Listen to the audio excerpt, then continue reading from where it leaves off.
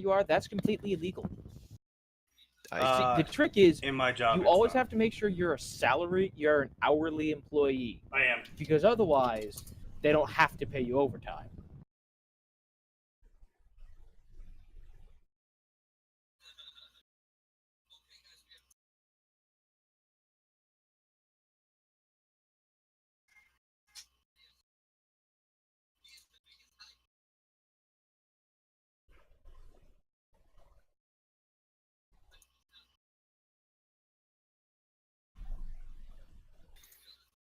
Okay.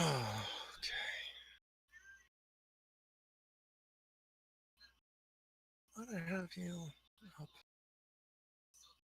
are you even doing here? Okay, let's get drunk and let's go.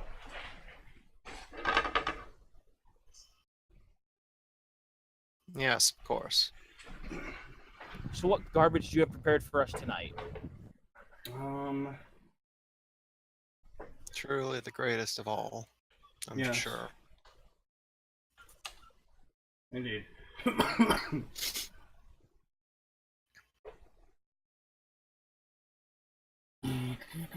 So Tuesday, so we are actually going to pull up chapter 2 of that.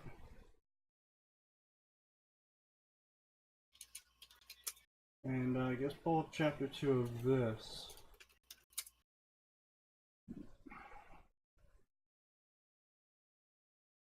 And possibly this. Okay. Has the broadcast gone out to the lads? I haven't gotten a fancy Twitch notification yet, so... I don't know.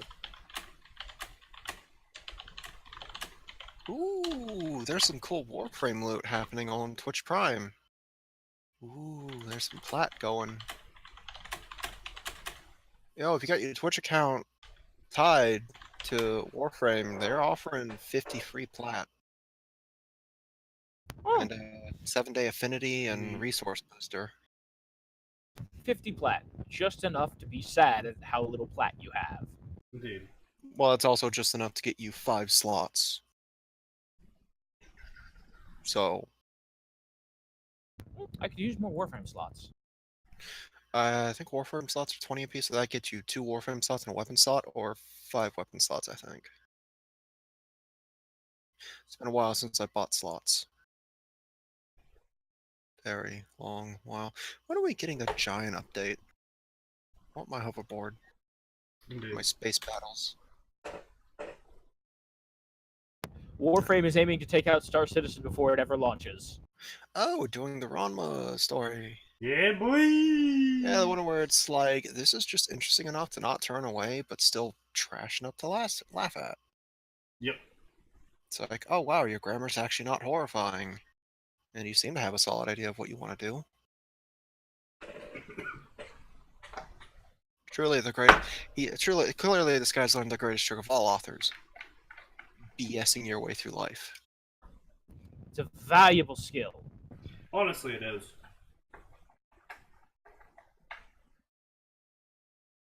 Yeah, I mean, just look at Punished Venom Snake. Ooh, low blow. That is a fairly low blow, man. I'm not wrong. I didn't say you were wrong. No, I I said said you were wrong. Oh, BS himself so hard, he thought it was someone else. Well, okay, to be fair, he was brainwashed. Let's see. Alright, so... No, that's not what I want. I want to go into inventory. Like, if you got massive plastic surgery, woke up from a hospital bed, and everybody told you were Snake, and you had none of your memories, you might, too, charitably believe that you're Snake. Alright, enough with the Punished Venom shit fest. Right. Let's go. It is time for Fanfiction Contempt Theater 9001. No. Are your souls gutted? My soul was gutted today already at work. I don't need any more of it gone. Oh, well, that's unfortunate. Let's see what awful pieces of fanfiction we got today. Well, do I have something for you, Calvin? You know what that is? That's a really high sin count. Jesus Christ, was I drunk that night. Wait, what did I miss last time? You were Jesus Christ. you were Oh. at you were at the point where, like, I don't know, I think another like 5 shots away from being blackout, but still cognizant enough to know what you're touching on your keyboard. I was definitely in there. Alright, lads, let us go. So, to those who are new or need a reminder, this is Tuesday, which means we do try and go back to the fictions we said, well, that was amusing and or not entirely trash. So let's read chapter 2. And so here we are with chapter 2. Shocker, right? And this story today is Ranma Citri, which is the Ranma High School D times D crossover, in which Seraphol, one of the 4 strongest devils in the story, is Ranma's mother. For some odd reason. And also Ranma keeps in contact with her. For some odd reason. And Genma knows all this and Okay, Sneaky, trains not them. everyone hates their mother. No, because the thing is with Ranma is Ranma didn't know his mom was even alive until like 4 years into the manga running. I'm aware. I won't be saying much because I know I'm very literally aware. nothing about Ranma. Yeah. And it's just wasn't his mom a woman named Midori? No, his mom was Madoka. No, Nodoka. That is her. Nodoka. No, Yeah, it's Nodoka, not Madoka. Then who is Midori? Midori? Hero Academy? No, there's a character named Midori in Ranma. I just don't remember who the fuck it is. No teacher named Midori. Yeah, no. Why would I remember a one-off character that was literally just like, hey, this was one of this was an old like literal schoolboy crush of a teacher or something. Yeah, it's Max, a... are you hallucinating again? No, he's right. Haposai had a crush on a young teacher named Midori. How did I remember that? That's a person in what the fuck was wrong with younger me? I don't know, man. Something Ranma's trash. No, look, man. Ranma was very good for what it's supposed to be. And that's it. But the fandom is trash, and they write trash, and now this author here is combining trash with more trash. So basically they're like, hey, you know everything that Ranma establishes about Ranma? Yeah, we're just going to ignore all that. And hey, you know everything that D times D establishes, which is barely anything, about the characters in D times D? We're just going to ignore all that too. And we're going to mash the two together actually, then. You know what? The story would have been immediately better if, like, chapter 1 going into 2, we stick with the whole, like, Ranma doesn't know his mother's alive thing. All of a sudden it's like, Yes. oh, she's my... Yeah. Really? That would have been, that would have been a really amusing reveal. Which is sort of the purpose of Ranma, is problem occurs, amusing reveal occurs, Ranma has to fight someone, solution. It's the basic loop of Ranma. Yeah. And you spat in its face. Well, also occasionally turning into a woman for the fetish people. Well, that was part of the That gag was part of the and gag, the humor. yeah. That was just a...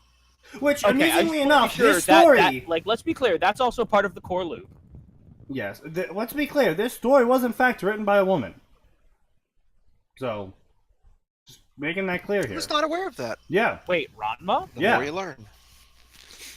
I guess I shouldn't be surprised, because, like, all of Neptunia was created by a woman as well. What's this? Dragon Ball Z plot progression? Yes, actually, because it came out around the same time as Dragon Ball Z, and was the same genre niche as Dragon Ball Z.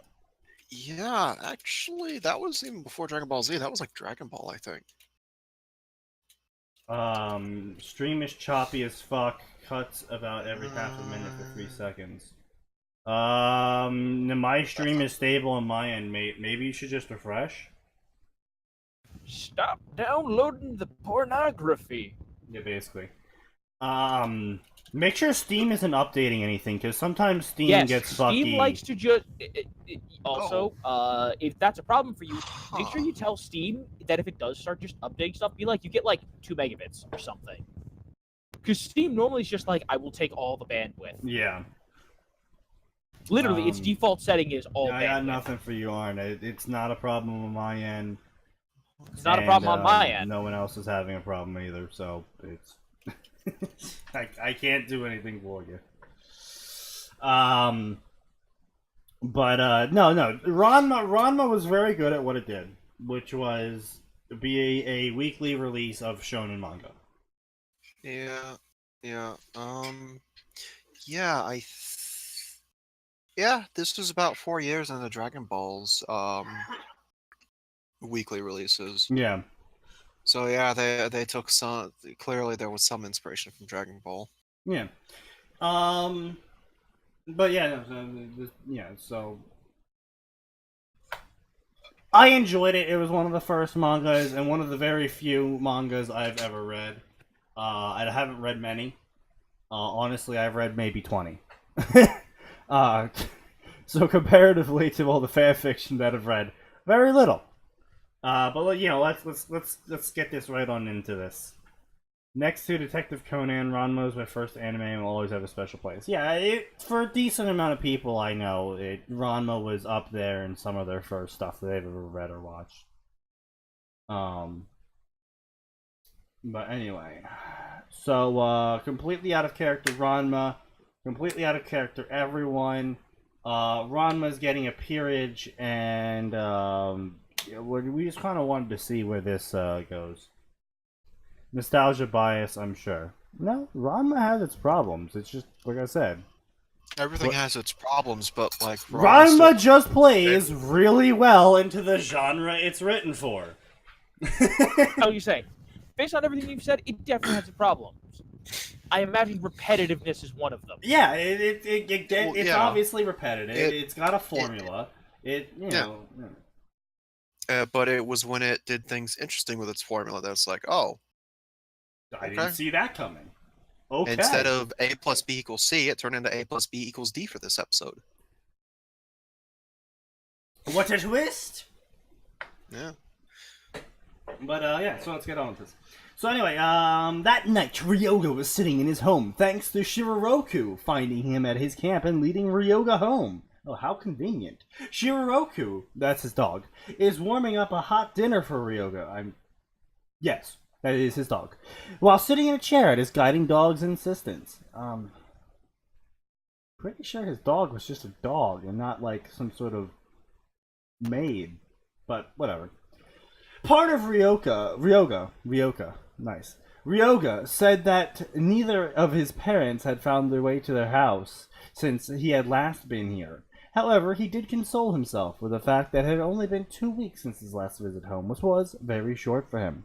Maybe if he was lucky, one of his parents would pop up soon. It was unlikely, but it would be nice since it had been several months since seeing his parents face to face.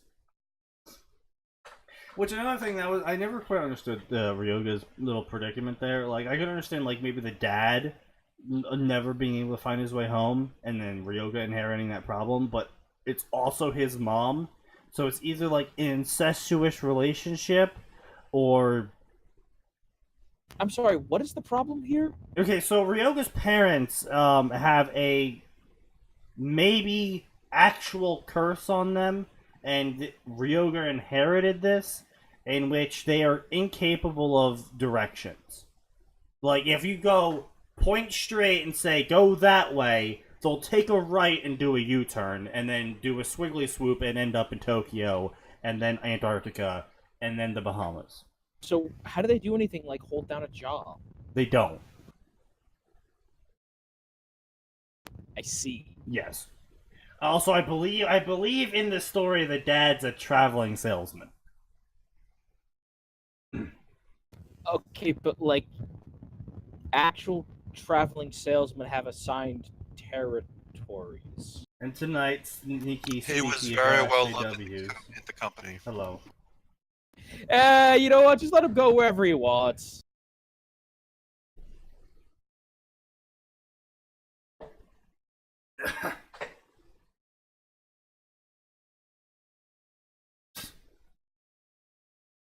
Anyway.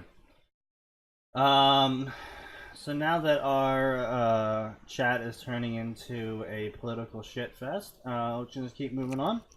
Do we need to start banning people? No. I really, No. honestly, like I said, I do not care what they do in the chat. As long as it isn't racist or going to get us in trouble. Nope. Anyways, Don't even Combs care if it's apparently going that. up this. No, Combs no, apparently going up sneaky, the sleeve. sneaky. That can get us banned. Can it? Okay, then. Yes.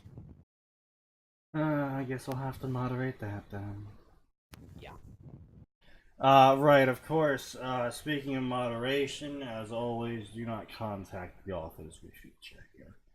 I know this should be self-evident, being that we said this last time we linked this. Something. Yeah. Yeah. Got the disclaimer. Well, yeah, I forgot it because we already covered this story, so I was like, I already gave the disclaimer, but technically I gave the disclaimer last podcast, and you know, it's... Anyway.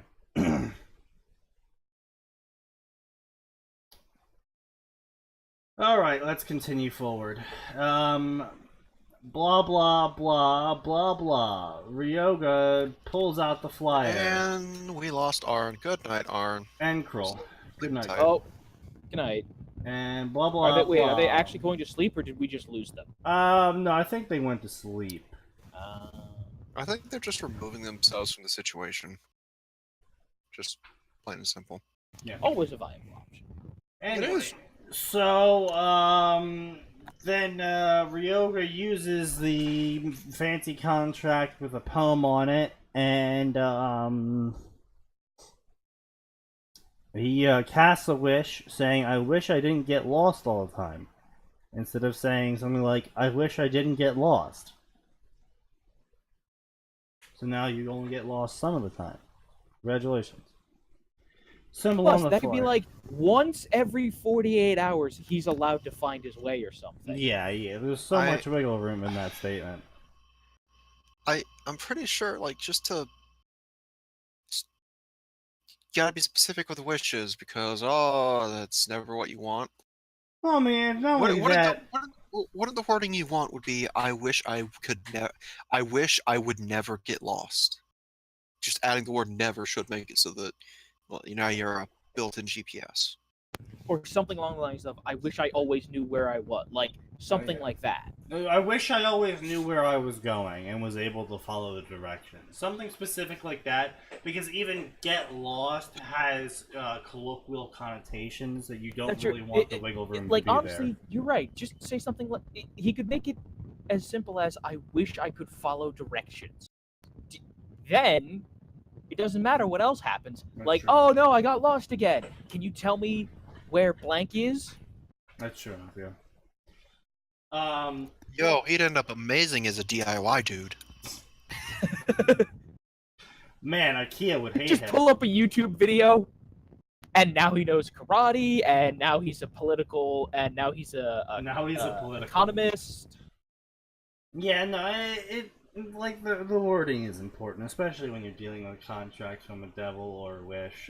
It's just, I mean, doesn't Japan and China and shit have like a shit ton of like myths and legends about being careful with your wording of your wishes and shit?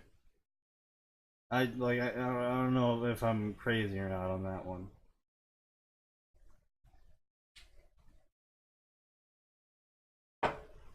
Say again? Doesn't Japan and China and those places like that like have a bunch of like myths and legends about why you need to be careful what you wish for and shit? Every major culture does. Yeah. Like, look at Middle East, parts of Europe. Like no matter where you go, every continent's probably gonna have at least one thing that's like, hey, be careful what you wish for because this shit can happen. Right. Like Middle East, you think of genies and jinns. Right. I think Asia tends to have shit like monkey's paw and Yeah, the monkey's paw. oni. Right. Yeah, like wish granting demons that like to fuck around. Listen, just anytime someone gives you a wish, your best bet is just say no. Really, just say no. Europe, I would say, probably has the contract with demons more than Japan would. And yeah. Minding, of course, that these happened in completely separate areas of the world. Like, oh yeah, there are these things called demons you can make a contract with, but be careful because they will fuck you up. Yeah, I mean that's a very Christianity, Wicca-esque thing. I will say. So I wouldn't I expect was too say, much. and then bear in mind, of course, in the Middle East, it was jinns.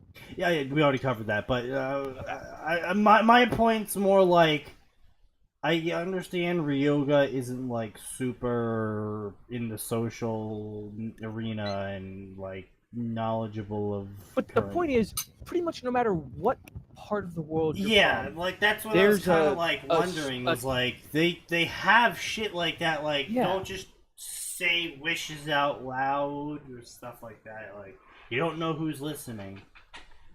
Yeah, that's what I was curious about. So it's like Ryoga isn't dumb either. Like given the time and the motivation, he learned some really incredible shit in the manga. So it's like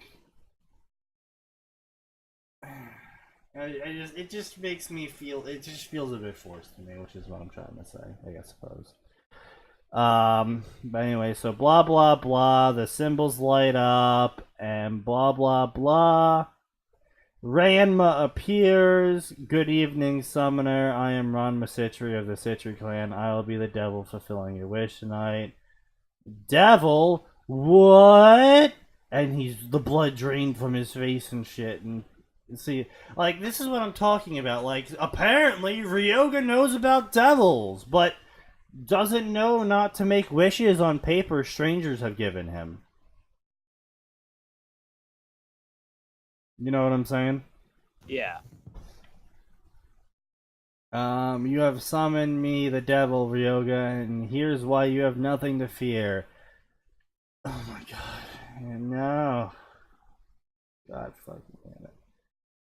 First, Yeah. I By the way, don't can want I your just- soul. It has been illegal since the 1700s, but it's also Yeah. been medically proven that consuming a human Yeah. soul will fuck up a devil. Can I just quick aside? Props to the author of High School DxD for like one of the few things that actually amused me about this world of his. Yeah. The fact that the Devils basically Hi, unionized. Nexus. It Yeah. created an entire like industry off of this to the point of like we train our peerages to act like retail employees. Well, yeah, I mean, but it's just like I don't know if that whole spiel he's currently giving is like even canon. I'm pretty sure it isn't. I think that was actually straight up a line from one of the peerages. So I'm not gonna track it down. Yeah, but it just feels like he's taking the line and like, stretching it a bit, but whatever, it doesn't matter. I found that stupid and silly in D times D as well. but it's an amusing yeah, stupid and I silly know. for me at least. Yeah. I'm Like, here oh. to grant you wish for payment, both the wish and payment, blah blah blah, retail speak, blah blah blah blah blah. It's literally just paragraphs of dialogue from a single person. Blah blah blah. Most of what Ranma said made sense to him. He wasn't sure about the first thing, but he didn't think Ranma was lying. His dog didn't hate him, so clearly he wasn't evil.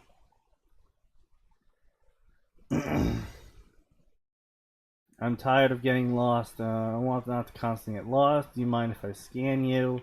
Okay, sure, yeah, you can scan me. And then he scanned him. Bye, Calvin. Bye, Calvin. See you. Ranma D times D, it doesn't seem like it would work at all. Well, it doesn't work at all because the author decided to take everything about Ranma and D times D and basically just dump it. And then mash the two together. The blah blah blah blah blah. And here comes the author's original idea of why Ryoga gets lost. Your problem is twofold. The first part is that you have a special item in your soul known as a sacred gear. Your particularly sacred gear is Sinbad's Astrolab, which transports its user very long distances, and it's partially activated. Because of this, your sacred gear is randomly teleporting you to different places at uncertain intervals. You can get training on how to use Sinbad's Astrolab. That kind of training is expensive, but feasible. Okay, A, author, first problem with your explanation here. Then why the fuck does his parents have the same problem? B, I can't imagine teleportation across great distances is all too common and unaided by anything besides yourself. Because I do know devils can teleport, but that's with like special magical crests that only work for the family using them.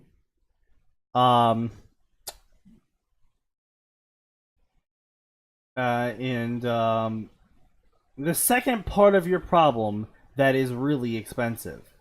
Basically put, your brain isn't wired correctly in how it understands spartal relationships.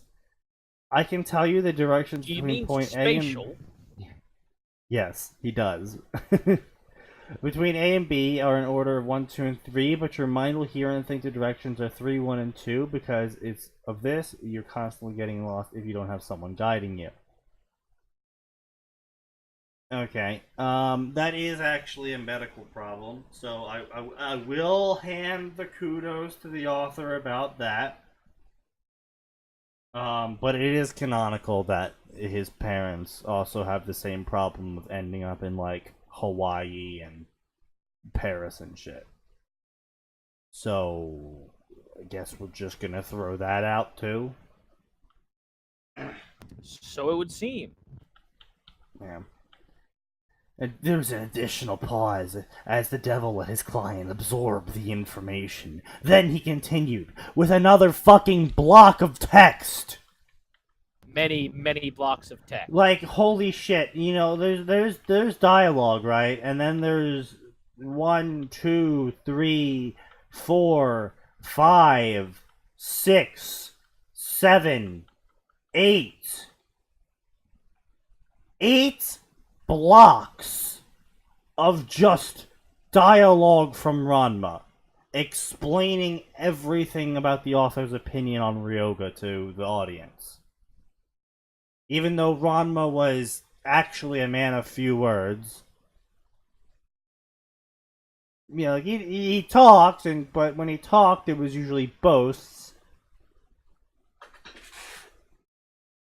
And he wasn't really talkative outside of that, as far as I remember, right, Max? Max? Say again. I'm still kind of chowing down on dinner. Ranma wasn't a big talker. No, actually, didn't I have a problem with people who were long-winded? Yeah, he did. Except Ranma's extremely long-winded here, because he has to explain everything to the audience. Yeah. Yeah, this was Ranma. He just said, fuck this. You have a thing. I can fix it. This is the cost. Yeah. And we then- finally get to and- that, by the way. In the here's 9th block of text. Before that, the way that this should have gone was, I'm going to fulfill a wish. Here's your problem. Here's the cost to fix it. And then Ryoga would chime in, wait, that doesn't tell me anything. Could you explain? And then Ranma begrudgingly be like, fine, here are the basic details. Yeah. And Ranma wouldn't just offer this immediately. He'd have to be prodded for this information. Yeah. There's 4 options available for me to fulfill your wish. I can give you a GPS, which costs 9,000 yen, and up to 80,000 yen. I can train you, which will cost 200,000 yen. I can book an operation for you at my family's hospital to cure your brain defect. That's not how that works. As someone who suffers from an actual brain defect, That's not I how that wish it works. was that simple. All of Well, the fees will cost you 61 million yen. Yeah. Also, in a world where magic is just happenstance, theoretically. Yeah. I would like to point out that as far as I'm aware, the payment was a portion of the person's soul. Like, they never actually had to pay any money for any of the requests to be fulfilled. They paid with a small portion of their soul. Wasn't that like just straight up an option? Like you can pay us a bit of your soul because we can't take the entire thing, or you can just give us money or like, services rendered? No, that was part of the contract. Is a little part of your soul is payment, and because the soul that much soul will come back within a couple days' time. But that was the payment. That's why they did all these requests and expended their time and energy and money to fulfill them, because they literally got permanently a little bit more powerful every request they fulfilled. But decimal points powerful. But Yeah, I was gonna say, and here's the thing, right? If you ignore the part where, depending upon your religion, you're committing a horrible, grievous act, it's a pretty good deal. yeah, you're a bit tired for a couple days, and you have a wish granted. So But yeah, You gotta give up 10 hours of sleep for the next week. So anyway, author doesn't know how the system works, or at least maybe we don't know how the system works. It's been a very long time since I even bothered to remember D times D canon, because it's just so non-existent and bland. Yeah. And then more walls of text from Ranma, and more walls of text from Ranma, and more walls of text from Ranma, and then Ranma goes, "Oh, wait a second, you don't have to go into massive debt, just become my slave."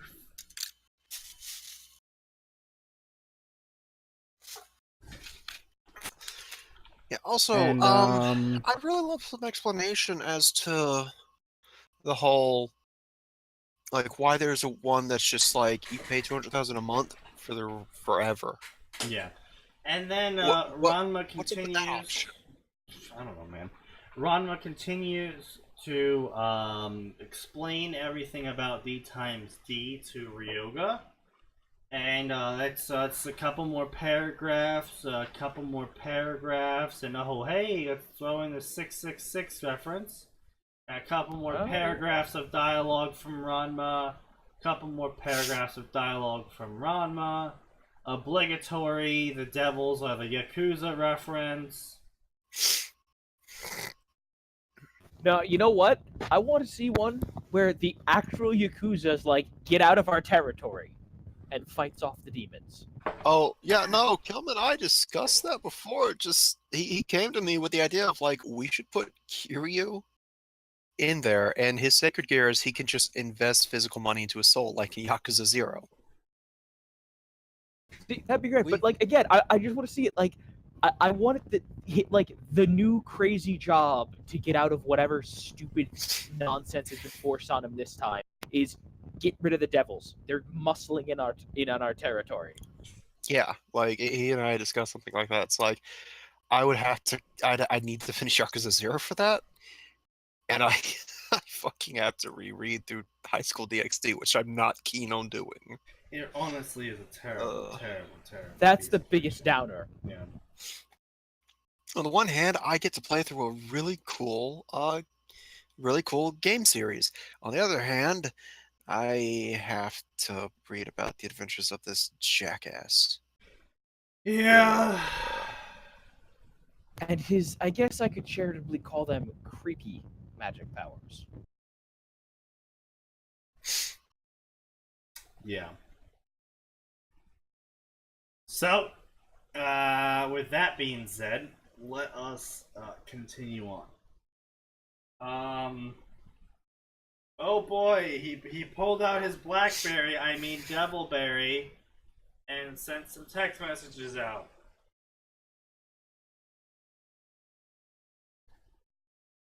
And, let's see, Ryu had completed some jobs of moving a piano up the stairs and helping someone move into an apartment. The amounts, what amount, again, you're saying amounts. Are we talking about yen here? Because that's what you were talking about earlier. Are we talking about the souls here? because you weren't talking about that earlier, and that was kind of a key part of the whole thing. It's like consistency, author. Consistency. If you're gonna spend literally 2/3 of this fucking chapter explaining the D times D verse to Ryoga, at least explain the important part of souls to Ryoga. But, you know, that's apparently too much to fucking ask for. He pulls a laptop out of his hammer space and starts writing up business venture reports.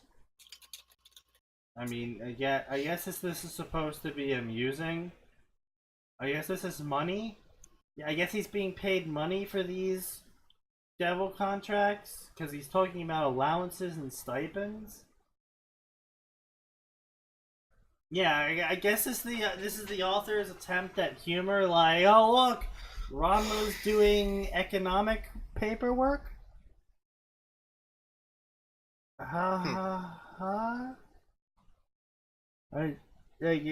Clue me in, fellas. Is this supposed to be like a serious moment here in the story, or is this supposed to be no the idea. funny moment in this story?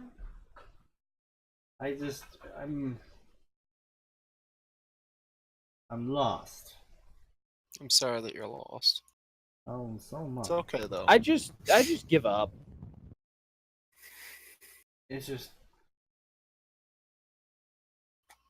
Looks like he's trying to add his own, like, headcanon at this point into both series. The genuine frankincense and myrrh had minor late properties, which meant more training for Ranma when he wasn't doing anything. It's just. Oh, I'm sure Ryoga will take the soul option. It's just. It is so fucking cringy. They're talking percentages of fertility rates. I don't know if this was in canon. If this was in canon, I didn't like it when it was in canon. If this isn't in canon, I don't like it now. This is just so dry and boring. And either A, shit, we should already know if this is canon and we like D times D, so we're reading this story. Or C, probably not relevant at all to this story information. I'm gonna be honest here. I don't see how the fertility rates of pure-blooded devils is entirely relevant to Ranma going around being Ranma, but this time a devil. I don't see it. I don't see the point. Like, maybe if you want to make the point of Ranma's bringing the success back to the Citri pillar, then okay, sure. But you got like fucking 2,000 words before that of just absolute garbage that it makes me want to fall fucking asleep. Before we get to the part of, oh, Ranma's making changes in the underworld. It's like, oh, that's great. That's the information I wanted to know. It's the information I came here for. Why are they talking percentages and percentiles? Is that supposed to be the lead up? Is that supposed to make the whatever Ron was doing more important? Because if so, it's real fucking boring and dry and makes me not want to read it. And if it's that important to the story, maybe make people want to read it. Wild thought, I know. But in conclusion of this fanfic review, I give this story a 2 out of 10. Yeah. Okay. Alright. Yeah. Because its grammar isn't bad, its spelling isn't wrong. It has characters that are coherent. But it's maybe not too drawing coherent. It's just not drawing you in, is it? Yeah, it's boring as shit.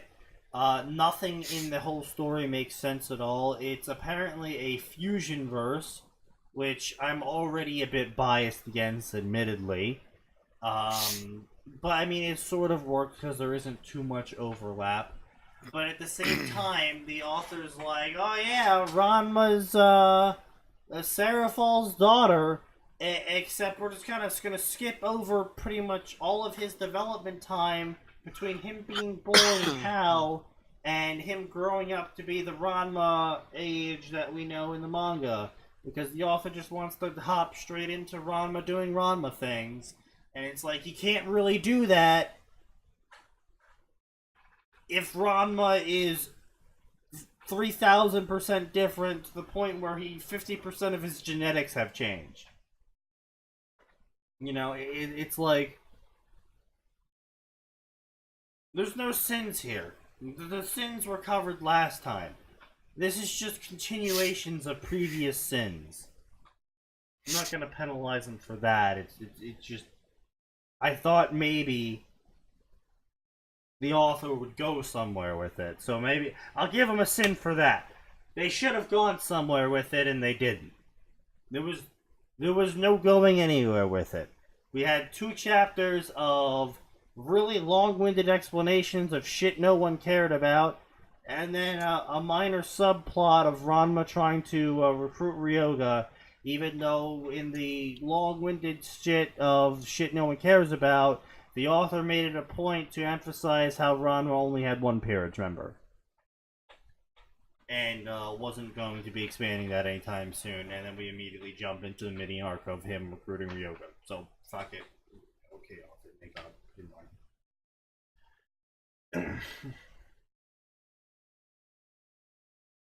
Yeah, pretty much exactly, Nexus. Pretty much exactly. Anyway, so we're gonna move on to the next shit story! Which is Harry Potter. Naruto is a Pokemon and being taken care of by Nora. Yes. Oh god, not this one. Why are we going back to this one again? Because I just hated it so fucking much. Okay.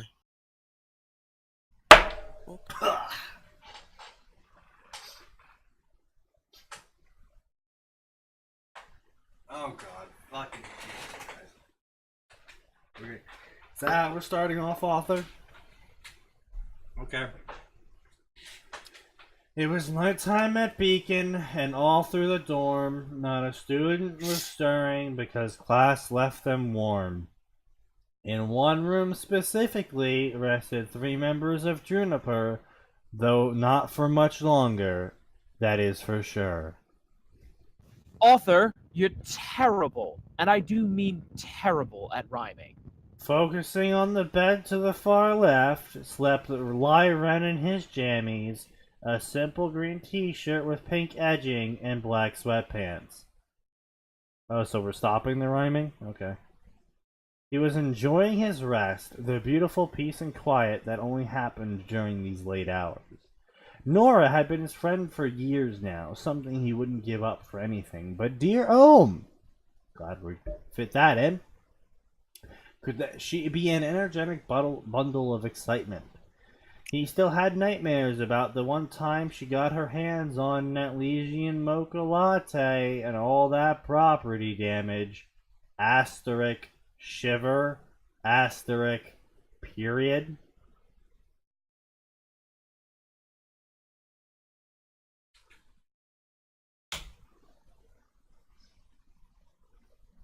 That seems a good amount of sins. Oh yes, Nexus. This is the story in which Naruto is a 9-tailed fox Pokemon that Nora found and adopted. Welcome to hell. There is only one exit, and you know what that exit is. Unfortunately, his peaceful slumber was interrupted as his Nora sense, patent pending of course, started blaring. A DEFCON 3 alert. Can't you tell how humorous this story is, guys? Hold on, let me activate the laugh track. Error, laugh track not found. Oh, shit.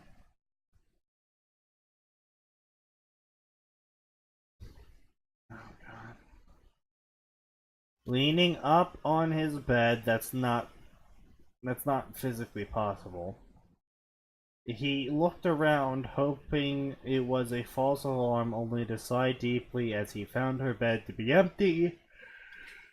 Sorry, this story has put me to sleep. Knowing Nora, I should be getting a new headache in 5, 4, 3, 2, and asterisk. Bang, bang, bang, asterisk. Ren. Open the door. I got to show you something right now and I forgot my scroll. Asterisk. Bang, bang. Asterisk. There it is. Sighing again as he stood up, he nimbly moved through the small space towards the door as his other two teammates were woke up by the excessive yelling and banging. Yes, they became woke. Asterisk. Yawn.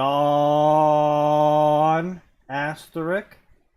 Oh, for a second I thought you were going to say Yog Sron, and this story was going to get interesting. Yeah. Asterix. Look, Yes. Sneaky, all I'm saying is Yog Sron can make any story more interesting. Yeah, this is true. Well, what did Nora do this Max. time?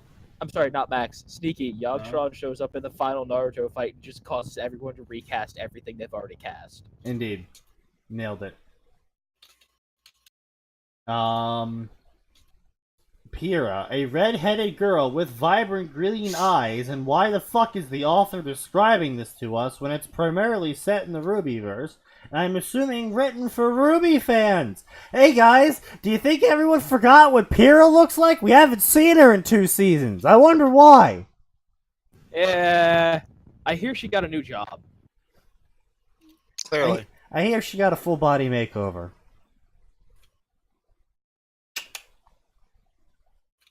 She went, she decided she needed to lose some weight, and she went hard on that. She committed. I respect that. She committed, indeed. Probably just another pancake that's spoiled and we have to have a funeral for. I'm sorry, what? A. No. B. No. C. I can see Nora sort of doing that, but I don't think she would really care if it's spoiled or not. Also, pancakes don't spoil? They don't. They get moldy and dry and tough if you leave it in like the oven for too long to reheat it, but they don't spoil.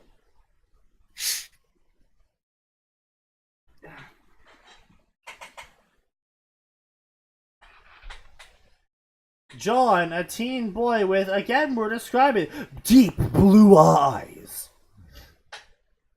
Oh, rack one up on the counter. Okay, Hans. Dude. Well, we're about to find out, Ren said as he grabbed the doorknob and turned it. He anticipated many things. Yes, of course. Anything. What John suggested. Maybe she found something shiny. Or perhaps she pulled a late night prank on someone. Because Nora pulls so many pranks.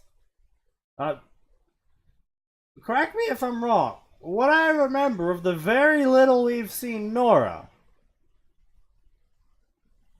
she's energetic, hyper, social, friendly, upbeat, positive, excessively violent, really loves explosions, and at no point in time do I see the word prank in any of those descriptions. You would be correct, but people have been like, oh, she's so happy and bubbly. Obviously, she must do pranks. That sounds retarded. I could maybe see it, but Like, she gets really serious. Like, I still remember that little short they did. I don't know, was that a Probably bobblehead Ruby short, Chippy or was that a That was probably a Ruby Chippy thing. I don't think they do shorts with the main engine. Well, I was saying short as in like the little scene they had. Oh, where Yes. Nora gave them a workout? Was that Chibi or was that canon? I think that was Chibi. Okay, well, barring that, I'll still believe that's canon, because barring that, I can kind of see her getting extremely serious about workouts if she just swings Maghilda around like it's a fucking teaspoon. Yeah, I could buy her being, like, really hardcore serious about workouts. I can buy that. Being that she swings around a basically block of steel that shoots explosions. But anyway, beyond that, anyway, so she holds up Naruto, who is a nine-tailed fox faunus, glowing different colors.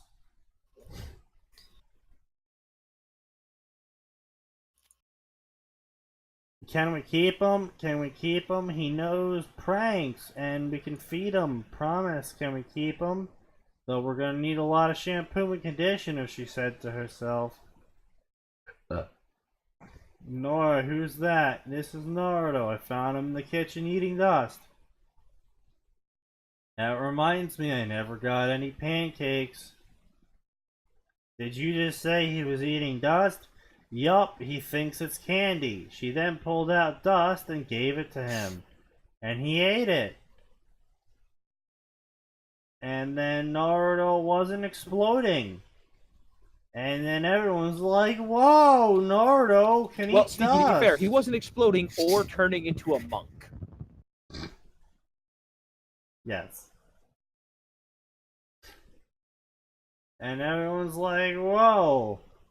Hey, Naruto, go breathe fire. And then he breathed fire and then ate more burn dust. Oh, never mind. Now he's a monk.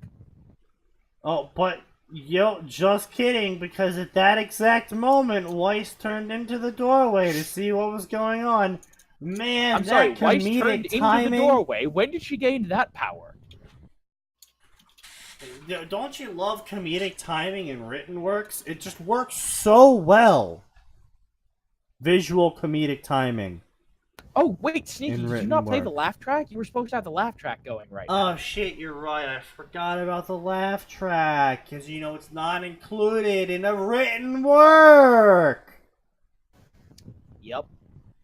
Get on that. Yeah. I'll start making ebooks with hyperlinked laugh tracks at the certain points where you're supposed to laugh at whatever the author's writing. Oh, and then the author can start including hyperlinks to the battle music they want you to listen to. Oh, of course. Wait, these are all terrible things that fanfictions do. You're right. You're right. Do you feel better now? No. Marginally. I feel less oppressed by the tyranny of shit fanfiction. I am liberating I'm being my soul. repressed! Indeed. Do you know what, guys, going on? And people are trying to sleep here. What the fuck? And then she got hit by the fire. And when the flames died away, she was blinking and smoldering and covered in black ash. And everyone rolled on the floor laughing because of how funny it was. It's almost like they tried to take a joke that already was pretty unfunny and use it again. And then a bus crashed through the wall, and everyone got off of the bus, and they all started clapping. And then Ozpin showed up, and he started clapping. And then Salem showed up, and she started clapping herself too. up from outside and started clapping. Yeah, the trees just started uprooting themselves and clapping, and, you know... Yes. They also decided they had to go to Isengard. Hey. Oh, Weiss, what happened to you? It's Blake.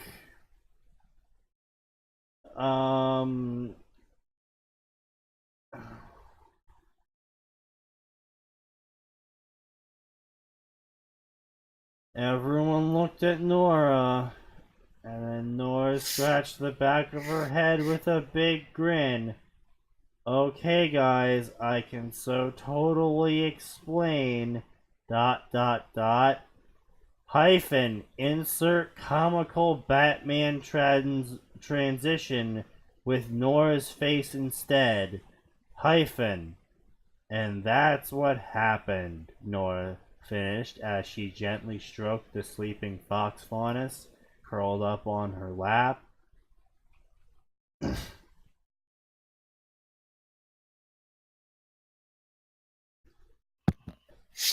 Yeah. I want to kill myself now, and I've only been here for so long. Welcome to this podcast. Welcome to our show. Why do you think we have such a low viewer count? They usually run away by this point. Smart ones, at least. The stubborn ones like to stick around for longer. I miss Isley. I do too. I hope she's okay. Yeah. I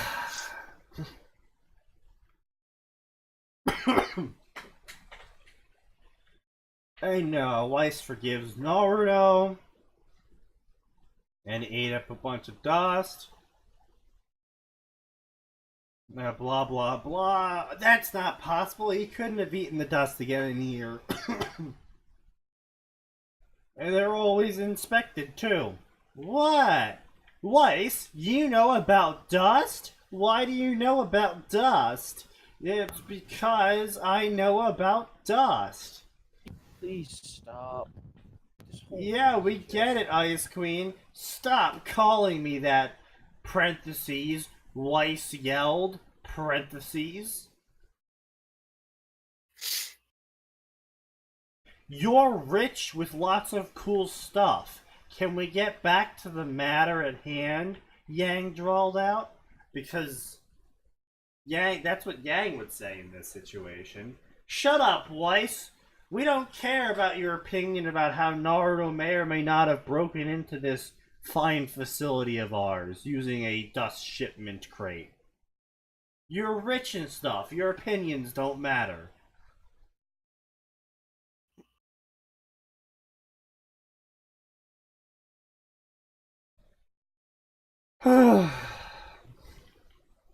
Naruto Valkyrie needs a bath. Asterisk. Sigh, asterisk. Nora, you can't adopt people like that. I mean, they're both orphans, and I'm pretty sure they didn't pick their last name. Maybe Ren picked his last name. I mean, Nora picked her last name. I'm pretty sure Ren didn't, but still. Point being, they're both fucking Ren orphans. had a family. Yeah. Yeah. Like, and he was old enough to at least remember his name. And then we pop over to Glinda. And Ozpin's drinking cocoa. What's going on? Nothing too bad, sugar tits, says Crow. To Glinda? Because that's what he would say. Not even Crow's that brave. Our visitor from the Vale has arrived. From the Vale? Oh, apparently people are coming from beyond the veil of time and space. The anger on her face vanished. He's here. Where? That's why we need your help. We lost him. Asterisk. Creak. Asterisk. Both Ozpin and Crow shivered when Glinda's face went completely blank and her riding crop bent in half from the pressure of her grip. That's not...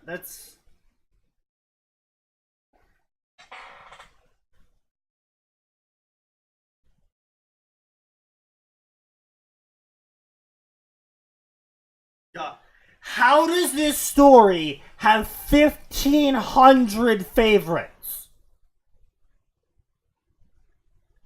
It's not funny. Us? It is objectively not funny. This is not even my subjective opinion. It is physically Sneaky, not humorous. humorous. It is your subjective opinion. Because there are people who don't think dark humor is funny, but every single person on this podcast finds it hilarious. Okay, yes, that is true. However, none of this was funny. Like, I watch a lot of comedy skits, and I watch a lot of comedy specials. I have seen jokes run the full gamut. They were funny. Like, I prefer dark humor, but I can laugh at pretty much all forms of humor. There was no fucking humor here. Am I supposed to laugh at asterisk bang bang bang and her shouting? Is that supposed to be like, oh, Here's the Nora? thing, clearly the author found it funny or they wouldn't have written it. Yeah, I am aware of that. I'm And that's just... the problem. As long as one person's laughing, it's funny to someone. Yeah. It's like, what part of this was I supposed to be like, oh, those scamps? Like, it's cliched, dumb stuff that works on a visual medium, not a written one. It would be like if someone tried to physically write down a Michael Bay movie, and it's just like asterisk explosion noises. Asterisk. Now hold on a minute. That's insulting to decent scriptwriters. You're implying that there's decent scriptwriters for his movies. At some point, someone wrote out the framework of a Michael Bay movie into a comprehensible script format. Otherwise, the movies would never have been able to be made. Asterisk explosion sounds. Asterisk. Yep. Excuse me, you forgot the second most important set. Asterisk. Whatever girl's tits. Because she changes every movie. Gotta focus camera on girl tits. Gotta make sure the audience enjoys that. Indeed. Alright, so today's final Tuesday recap is going to be the clusterfuck that you guys all requested recovered again. The Halo, Mass Effect, Monster Musume, Monster Girl Quest hentai crossover. I missed this one, and I could have gone my entire life without reading this, or knowing this existed. With a whopping 1,000 favorites. What is wrong with humanity? Yeah. No, like, look, I don't normally like to ask questions like that, but what is wrong with you people? As always, I'm not trying to take sides here. This is an author's note. I'm just trying to describe a Sneaky, real... you need the link again? I did. Unfortunately. I am trying to describe a realistic first contact between pre-Mass Effect Turians and UNSC-led wartime demi-humanity. Yes, such realism. Much wow. Yes, very realistic. Here's the thing. By the mere act of including the demi-humans, you have automatically softened the UNSC. Because sure, it's a strange, crazy world out there with aliens trying to kill us. But all the things that used to be trying to kill us, like centaurs and snake girls and whatever else, isn't trying to kill us anymore. No, because to recap for everyone who wasn't here for the first chapter. Oh, but by the way, you still haven't linked it. Yes, I have. Sneak, I'm looking in Fixed 9K. Huh. V. Yeah, There we didn't go. leak. There you go. Don't worry, everyone. It gets worse. And by it gets worse, I mean it gets better. So we start off the timeline with Barack Obama saying there must be change, and then demi-humans get some rights. And then time fast forwards, and time fast forwards, and Hold on, the what do you mean they crusade get starts. some right? Hold on a minute. Yes. And then But- the crusade No, starts. no, hold up.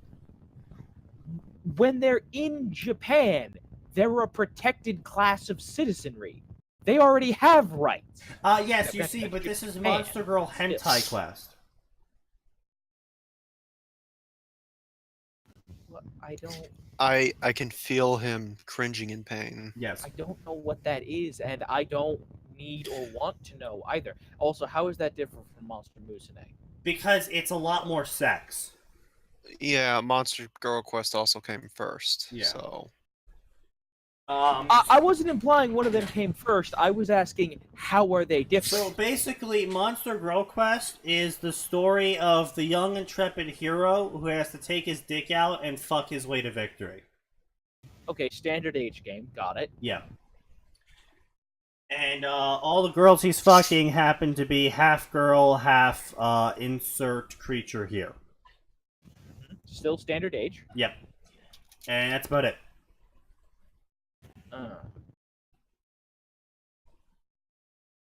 yeah. Yeah. Also, all the monster girls are obviously magical and superpowered and just superior to humanity in every single form and fashion. So anyway, story goes like this. Starts off, they get some rights, and then the militaries of the world are like, hey, we should recruit these people and force them to be part of our armies. And so they do that, and it turns out everyone really enjoys having these really strong, better than humans in every form and fashion, demi-humans in their armies. And then they're like, we should do World War III. And then everyone else was like, but we also have demi-humans in our countries.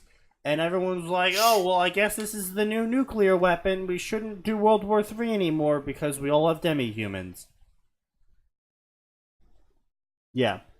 And then some people were like, we don't like demi-humans. And they started up a crusade. And then we fast forward a shit ton of years. And then the demi-humans take the place of the separatists in Halo, and then the Spartan Project is started, and then literal space Nazis. Yep. And that's where we ended.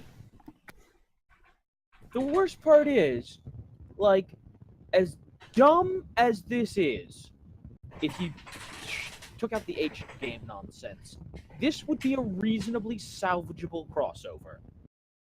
Yeah, Not no, one that I don't get me wrong. but one that I might be willing to Halo cross that leads into a Mass Effect cross, that could be interesting. Yeah, like I said, I would be willing to read Chapter 1 of that. Except Chapter 1 was assuming timeline. Chapter 1 is still good and interesting. Yeah. Like I said, it's a salvageable thing. Now, it would take a pretty decent author to do it, which this author clearly ain't, but I would be willing to, if I saw that pop up, I would go, I've never thought of that. That's a reasonably interesting concept. I'll take a look at it. Yeah, it's just so dumb. It was just so dumb and poorly executed. But anyway, get ready for pre-Covenant UNSC to meet the Turians.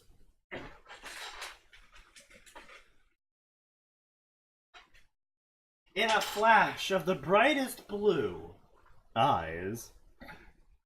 Just kidding. The Empire's wrath came to a sudden halt, having just been booted several hundred light years in the blink of an eye. The vessel was but one of a larger packs of warships within the blah blah blah Turian patrols. Blah blah blah blah blah. There was something wrong. The captain of the frigate. You can't even fucking name him. Empire's Wrath. Huh? No, I said the captain. The captain of the frigate. Oh, we can't even bother to give him a name. Yeah. Anyway, so blah blah blah. What is wrong? What is wrong? What's wrong? What's wrong? Oh god, it'll go good. So we're gonna have this line from Mass Effect 2. Ship's navigational officer was quick to respond. You're missing capitalization. All readouts are normal. Drift under 15. Solidus, I guess that's the captain, rolled his eyes. 15 was perfect. Glorious, in fact. As the captain, he was elated to have his ship run at 15. Alas, if only the drift had been less perfect.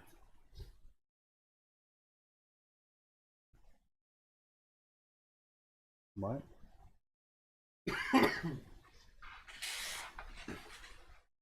If there was one good thing to come out of this whole mess, it was that they had beaten the Solarians to exploring this system and blah blah blah.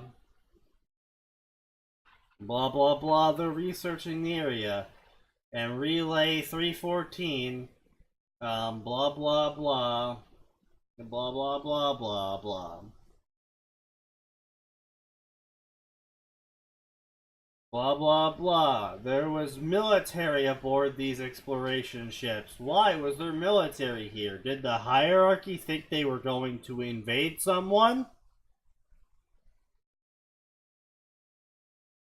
This is the part where I turn and look at the camera and everyone laughs in the background.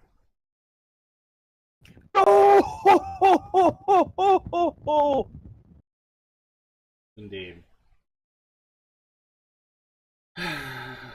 What were they getting their hopes up for anyway? What was the relay being activated going to reveal? A bunch of rocks? I look into the camera once more. Asterisk.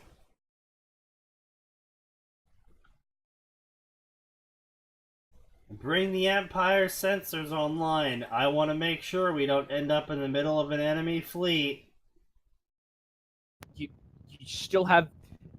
I'm going to steal a quote here. You still have the Mark I eyeball. It's a fairly reliable piece of technology.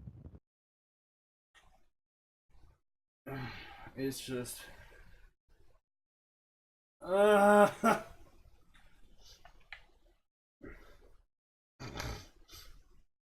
The relay's been activated. Whoever did it didn't vandalize it. Everything is stable.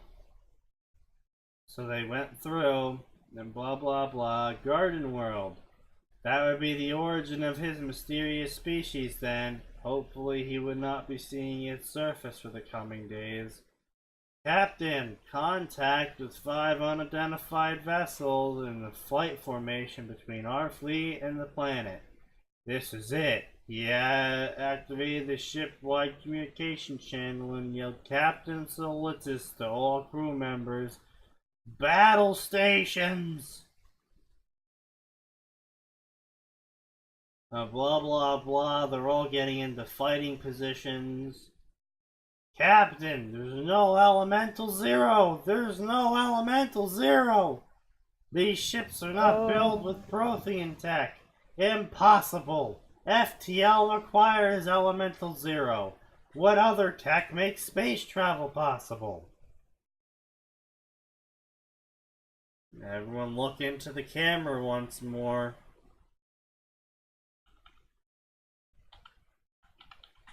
It was impossible. However, Solitis' father had taught him that in space warfare, nothing was impossible.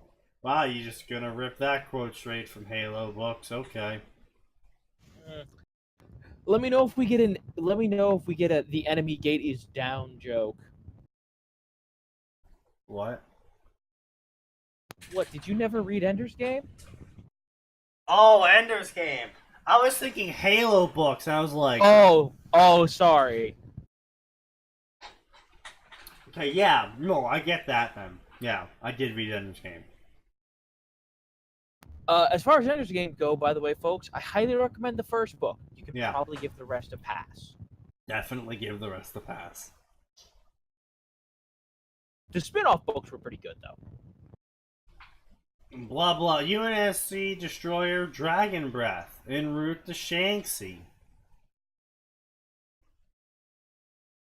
And blah blah blah. Characters that are probably gonna die. General quarters. All hands to battle stations. I repeat, all hands to battle stations. This is not a drill. And then everyone starts running around.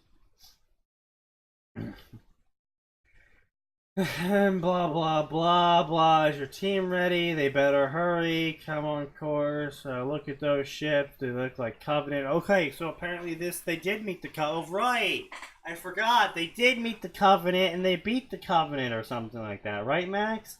Because Covenant underestimated the power of demi-humans? Or some That's dumb shit. That's not how that works. I'm sorry.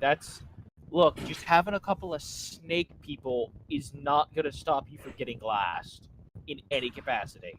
Yeah, well, they did here because reasons. Like, the entire point is that humanity was at a hilariously high disadvantage, and that early on in the war, they lost many planets, and the only reason they stopped hemorrhaging population centers was because of the Cole Protocol. Which I would like to point out, the Cole Protocol was literally, if you're gonna jump out of a system, your job is to tell the AI, send me somewhere completely random. And Also, that if your ship is going to get captured, you are required to wipe your navigation data. Like, you're if you required live, to nuke your ship. No, they weren't strictly speaking required to nuke their ship, like when the Pillar of Autumn went down. Right. You just have to wipe it. The only thing you're required to do is wipe the navigational data. Yeah. And now, if you don't have time to accomplish that, and/or it's being prevented, then you have to blow the ship up. But like in the case of the Pillar of Autumn, when it was just gonna crash, it was like, oh, just make sure you wipe the navigational data. Yeah, but that was still a feature that was installed into every ship. Oh well, yes. Every UNSC did have a little. It wasn't like a overload the engines and blow the ship up. No, there was a nuke on each ship for the sole purpose of self-destruction. Yeah. Anyway, blah blah blah blah.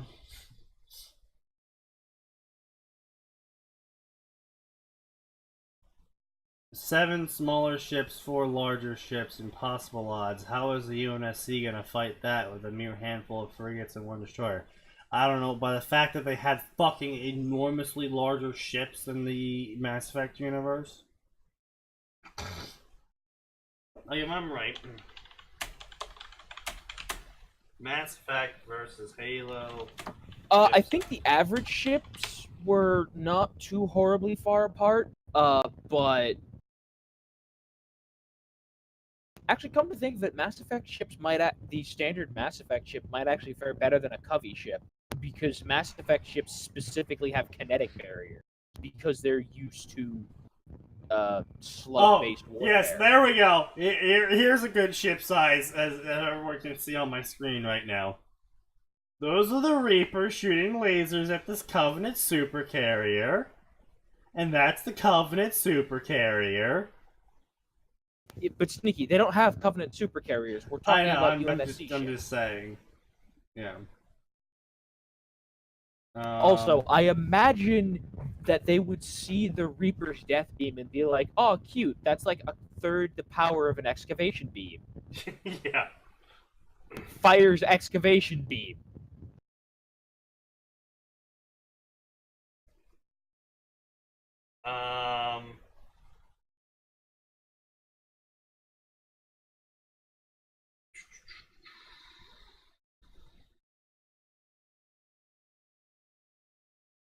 Yeah. Oh, yeah.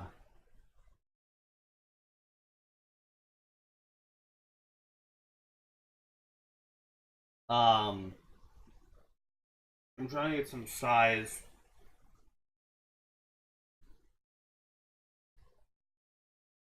I'm sorry, N7 beats Spartan 2s. Get the fuck out of here, you Mass Effect fanboy. They are literally genetically engineered super soldiers. I'm sorry, who just said what? Some frickin' Mass Effect fanboys like N7 would beat Spartan 2s. No. I'm sorry. One of the things that's important about genetic modification in the Edie is Mass a Effect better universe. Cortana. No, in the Mass Effect Eat universe. my asshole. In the Mass Effect universe, the amount of genetic augmentation that even soldiers undergo is really limited.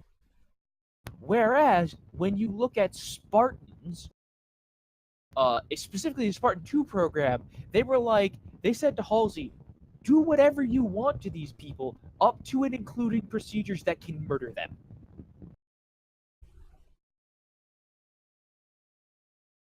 And in fact, she did murder them. A lot of them.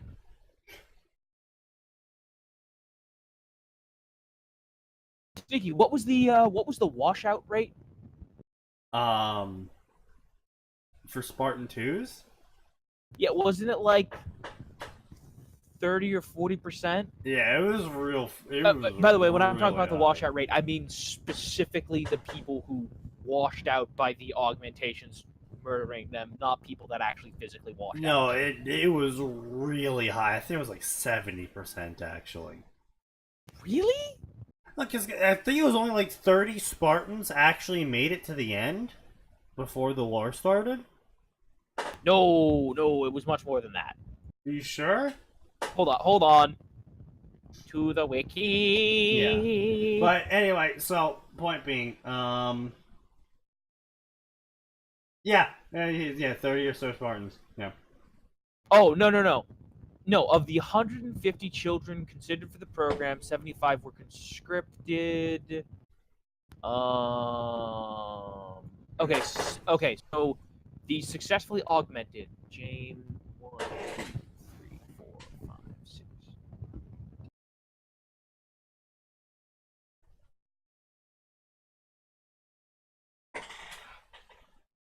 But yeah. Anyway, so anyway, point being, UNSC ships are bigger than Mass Effect ships. Even if we don't know how much, they generally are, and they're generally heavier armored. And even if they don't have shields, Okay, assuming my count isn't horribly off, you were right. You were sort of right. It appears there were about 50, give I or know take. my Halo shit ish. Yeah, you were off by 20, but yeah. So, given how effective Spartans are, technically speaking, it was significantly higher. Yeah. But so point being is oh no, that Sneaky. 30, what you were thinking of was it was 30 were killed when they failed to adapt. Okay. The There we only one that didn't, and then there were a couple. There was only one that didn't actually die or get horribly maimed from that, and that was Saren 019, who later went on to become the head of Oni. So really, she got the better job. Yes. Anyway, so point being is the author is a Mass Effect fanboy. Blah blah blah. Also, the other thing you gotta keep in mind when people I've seen so many Mass Effect versus Halo stories, and I mean it really is heavily slated in the UNSC's favor, because you got to keep in mind what kind of enemies the UNSC fought and what kind of enemies the Citadel fights. The UNSC fought people with the same kind of MAC guns as them. MAC guns that could level cities by shooting at them. By just sheer mass. Not speed, keep in mind. Mass. This is important. Because they are shooting grains of sand, basically, in the Mass Effect universe at really fast speeds. And now this is good at most. I think it's. Well, I mean, I know what you're saying when you're saying there's technically they're shooting nowhere near the size the UNSC fires, but yeah. Well, obviously not their MAC cannons are shooting grain of sands, but generally speaking, granular could be used to describe the armaments of Mass Effect guns. Yeah, I mean, even oh my god, I can't think. Even the Normandy had it had a powerful, but it was a small slug. Yeah, and then you got it on the other hand. And everyone has kinetic barriers, so everyone's ready for the kinetic slugs. But you see ships get fucking just destroyed the second their barrier goes down in Mass Effect. Yeah, and that's probably because they don't have a lot of armor. Because as they said in why isn't this bigger? Why don't we make more like this, etc., etc. It's because of the size and the mass requirements for it is. Efficiency scaling is what's that term? Starts with an E. Do you mean diminishing returns? No, I mean the escalating one. Exponential? Exponential. Yeah, so the amount of mass that the mass effect generator thing they use to fly their ships, it can affect. It's exponentially less with each iteration size bigger. So it's like, the 200 grams of the element 0 can affect 400 grams of Alright, mass. unfortunately, at least the basic Mass Effect wiki tells us nothing about their Mass Effect cannons, like I the know. slugs. But what I'm saying though. Oh no, I is, was just trying like, to see if I could get any useful information. But 40 grams of Mass Effect, the element 0, can only affect 600 grams. So Right. even if you're putting more in there, you're not getting the same returns from it. So it is diminishing returns, but it's also the opposite way if you want to phrase it that way as well. But point being is that they can't put a lot of armor on their ships because that would make the ship smaller to get the same amount of mass usage from them. On the other hand, the UNSC doesn't have these restrictions. The UNSC gives no fucks when it comes to the size of their ships. Infinity. But beyond the Infinity, pretty much every single ship has inches of sci-fi steel as armor. And we're talking about heavy plating that can take plasma rounds and keep going. Heavy plating of steel.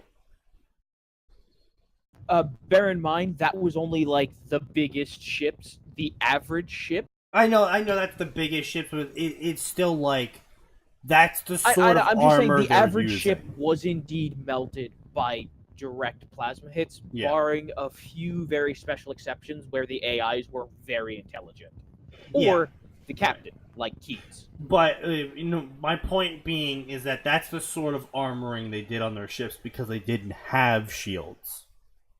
Yeah. And even then, they were still able to take out Covenant ships. At massive losses, they were still able to win against the ships that did, in fact, have plasma shields.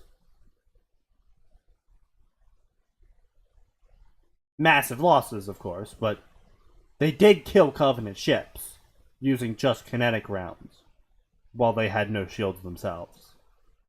So I can't imagine shields calibrated for granular size. It's like having a shield calibrated for 22 rounds and then someone shoots you with a 50. It's like, yeah, you might bleed some energy off from that 50, but it's still a 50 and you're still probably going to end up a bloody mist. Yeah. I was going to say, not to mention, the UNSC, given that basically, apparently in this one, the UNSC Covenant War was over in a couple of years. Yeah. That means there would still be, now assuming it wasn't the horribly, which based on the fact that this is apparently super happy fun Halo land, they wouldn't have suffered the murderous attrition rate that the UNSC actually did. Right. Which is important because that means there would still be lots of ship captains around who were trained to fight other ships with mass drivers. So as soon as any of those are fired, the old captains who are still around and the new captains who would still be getting trained on how to deal with that stuff would be like, oh, well, we know exactly how to fight this. So they're not at any kind of disadvantage. Sure, they don't have kinetic barriers like the Mass Effect ships do, but they also have bigger guns. So it's now become basically a glass cannon versus a tank fight. Yeah. And so anyway, we got demi-humans getting into pelicans and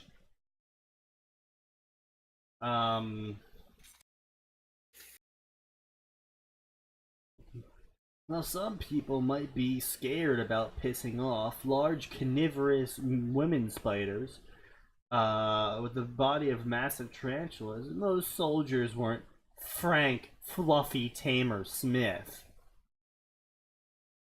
His dad married a wyvern. His colony was rife with extra species gang members who had connections through the notorious Black Fang.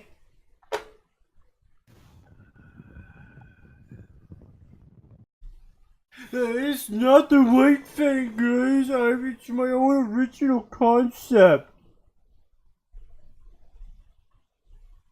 of animal-parted people joining together to form a gang called Color Insert I will say Your this: Fang. at least they don't have them mistaking these people for. At least they don't have them mistaking the Turian ships for Covenant ships. At least they aren't that dumb. Well, I mean, yeah, but they also pointed out exactly why they didn't think they was Covenant ships. They're too pointy. I know, and I appreciate that. Yeah. I was just saying, at least that's one thing the author got right. Yes, Now, that's true.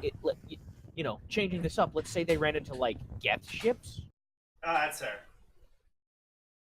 But I'm still confused at this shit. Like, okay, so the Turians show up and they're like, we're gonna run at their planet and arm our guns. Why? Question mark? And then the humans are like, oh, there's enemy ships here. Prepare the Pelicans for combat? I mean, the Pelicans. I mean, there were space-equipped combat Pelicans. Like, I'm aware, but they're loading ground troops into them.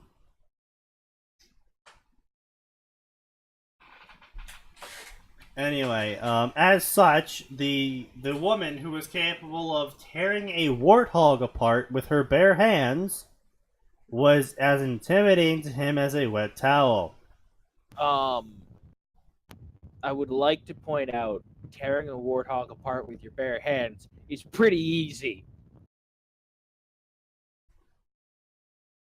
What? Given how paper thin they are on every difficulty but easy. Like, honestly, half the time I'm like, did the UNSC just like... Oh, like, no, I was wrong. This isn't for ground assault Pelicans.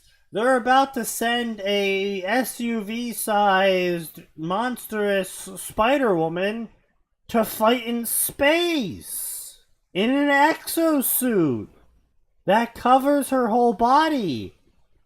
And she put it all on in 30 seconds by herself. Look, even Halo Legends, which... Did we ever get confirmation if Legends was canonical or not? I believe it was.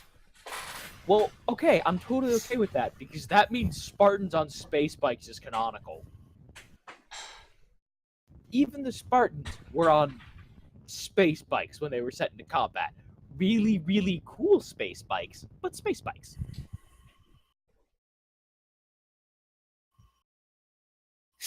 Blake, their team's residentiary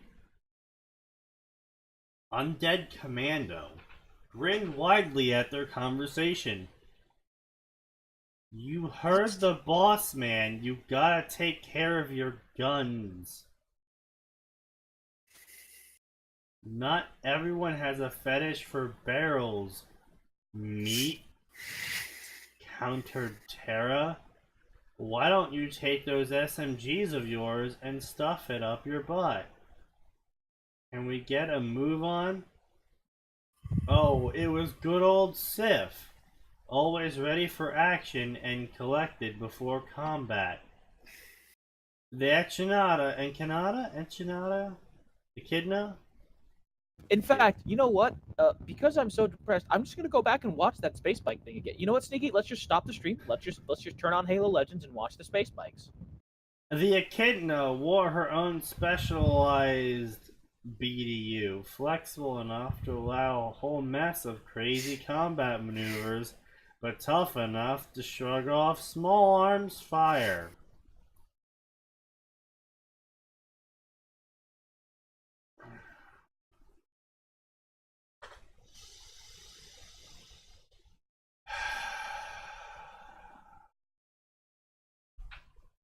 I don't think I can keep reading this. I'm not gonna lie. I don't think I can keep reading this. This is just so cringy. The author introduces a character, tells you a little bit about their backstory, and then moves on to the next character and does the exact same fucking thing. He's done it like 4 to 5 times in the past scene alone. And it's cringy. Are they relevant? Are they even relevant? Who even knows? I don't think the author knows. Anyway, so blah blah blah blah, they're joking back and forth. Oh, look at all the humor that's going on. All of them with the size of cruisers. I'm not gonna bother anymore trying to correct this author on the fucking concept of ship sizes. I want to present a realistic confrontation between these two species. I'm also going to heavily favor the Mass Effect side and make all the decisions that everyone makes completely illogical and hard to understand. Yes, of course. Realism. I see he's going for the Battlefield 5 position of realism.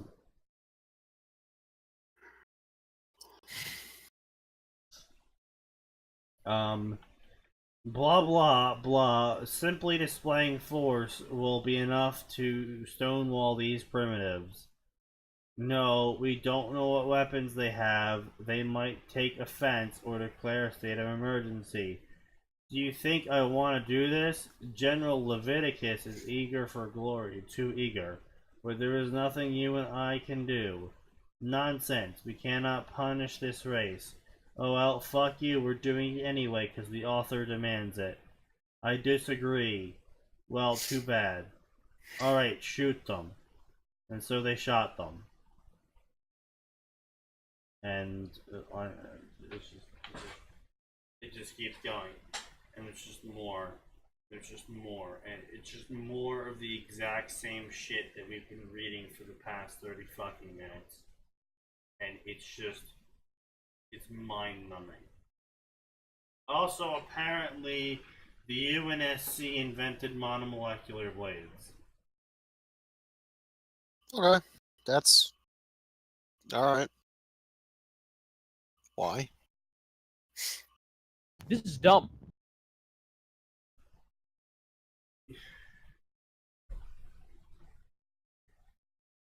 We got 20 minutes left. I'm gonna call it a night. You're done. I'm just so done. I'm just so... I don't blame you in the slightest. And, there doesn't need to be a war between us, and everyone ended happily and peacefully after they had bloodied each other. That's literally how this fucking chapter ends. I'm not even kidding you. They avoid a war by 2 wounded soldiers looking at each other and realizing they aren't the real enemy, and they become compatriots in peace. I'm just done. I wish I could have offered more excitement this podcast, but sometimes bonfire is just lit, fam, and you're just done.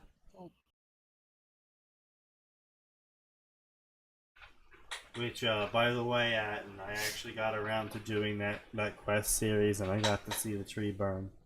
Good times. I'm sorry, are you telling me you're on Sylvanas' side? I am absolutely on Sylvanas' side. I am so disappointed in you. Why would you expect anything different? I have a background of bonfire lit. Look, I'm just saying. I expected you to be a decent horde member. I expected you to be the kind of guy who signed up because Thrall was in charge, and then later on we eventually got Vol'jin. I signed up to pillage. Okay, but pillage with honor. No, just pillage. Get the fuck out of here, Garrosh. Go back to your war crimes. The rest of us are gonna take our pauldrons off. But no. We can. Yeah. Well, you know what? Fuck it. That's what we're gonna do. Now we're gonna spend the next 20 minutes. I'm gonna get the after action band up. There we go. After action. Boom. After action report. Oh, I haven't seen that in a while. Now let's talk about WoW. I think. Okay. Yeah. Yeah, I'm just gonna continue being quiet then. Yeah. I have no fucking clue. I think that Oh. Blizzard. No, Max. Listen. Go type in Sylvanas burns the world tree. That's really all you need to know right now. Huh. All right, I'm gonna leave now. Okay, bye, Nexus. See ya. There goes Nexus. So, we've been meaning to do this for a while, but we keep being drunk. We're tired. So let's do that now. All right. Sylvanas was justified in burning down the world tree. She was absolutely not justified in burning down the tree. She was justified to herself burning down the world tree. Okay, Doesn't Arthas make it was justified okay. by murder. Arthas was justified by murdering a city, Sneaky. He was. Doesn't mean he was right. It just means he was an idiot. He was right in his own idea of what he was doing. And that is what Blizzard has been doing. Sylvanas doesn't even think she's right. Because remember, Afterwards, she's. I've watched the cinematic, Yeah. she goes there. She doesn't go there intending to burn this thing to the ground, Sneaky. Oh, I know. I am aware. She only burns it to the ground because some some dying night elf gets a little uppity, and she can't stand someone having the last word. She can't stand it so much that she burns a tree full of people who've done nothing. Well, she also hates the living. Like, she fucking despises the living. Yes, I'm aware of that. And no, so this is what Blizzard has been doing since Warcraft 1. Obviously, their storytelling has gotten far better as time went on, and Warcraft 3, we definitely started seeing a lot more of it. Okay, and here's the thing. I fully agree with you on that. Here's the thing. I would be in agreement with you if it weren't for one important thing. Right. And that is the Old Soldier cinematic. Where the guy who's supposedly super concerned with honor stays with the Horde. Now, I'm not going to pay Blizzard any damn money to see how this turns. Like, first of all, I'm so out of the loop, it's ridiculous. Trying to get a character back up to speed would be absurd. Actually, it's not too bad. I got my Watlock character up to 110. Yeah, but I have no idea what the old account was. Yeah, So the only character I currently have is like a level 15 paladin. I mean, I went from 0 to 45 in about a day. So it's not too hard. Okay. But then it still goes against my policy of paying subscriptions. I mean, Although they that's did fair at enough, least make that's fair. although they did at least make the expansions cheaper finally, or free, whatever. I mean, yeah, that's the neat part is that their new policy going forward is basically going to be that the next expansion is the only expansion you'll have to pay for, and it doesn't matter what level of WoW expansion you had previously, you're going to have up to the next expansion if you have a subscription. I mean, that's pretty cool. Yeah. But like I said, even leaving that aside, unless I hear that there's a point where you get to pick which side of the Horde you want to work with, and you get to rebel against that's Sylvanas. Actually, so I'm gonna lay it out for you here because, like I Go said, ahead. Blizzard has been heavily over the years implying that especially with World of Warcraft, heavily implying that literally everyone in every side believes they are justified in what they're doing. The Burning Legion believes they're justified in doing what they're doing because they're trying to fight the Void. The Void believes they're justified in what they're doing because they believe that because they have the power, they have control of the universe because they were here before the universe was. Right. The orcs believe they have the right to live. The humans believe they have the right to their planet. The undead believe they have the right to get their revenge on the people that scorned them. You know, every species... Except here's the problem with that. Arthas is done. Yeah. So they shouldn't be pissed off at anybody on the planet. Except for the part where they got absolutely fucked over by the Alliance early on. Like, they didn't originally plan to join the Horde. But the Alliance was like, you are foul undead, we shall slay you. And the undead were like, but we don't want to fight you. And the Alliance was like, well, get ready to be wholly purified, bitches. And so the undead were like, okay, I guess we're joining the Horde then. Yes. Okay, I'll grant you that. It's the same fucking situation with the Blood Elves. The Blood Elves were like, we are disparate and desperate people. Can you save us, Alliance? And the Alliance General was like, how about I enslave all of you and make you my personal cannon fodder army? Yeah, not the Alliance's best moment. And, you know, it's like... the Alliance had a lot of shit moments. Like, Admiral Proudmore, for example. The Horde's like, hey, we're gonna go to this continent that none of you live on, and, you know, like, live in peace over here. And then Proudmore was like, hey, how about I start trying to do a genocide against your people? Okay, to be fair, Jaina cleaned that mess up. By killing everyone! I'm just saying, the Alliance did technically fix their own problem that time. Okay, well, I mean, technically she enabled the Horde to fix the problem, but... Okay, but she still helped them.